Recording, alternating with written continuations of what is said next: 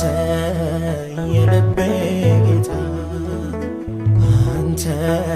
የልቤ ንጉስ ግባ ከነፍሴ መቅደስ ልጽና ባንተ ልቀደስ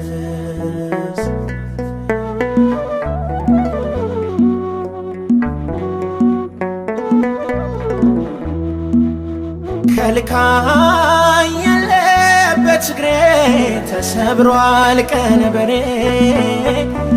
ዓለም ጀርባዬን ትለው ፊቴስ ወዳንተ ነው ዓይኔ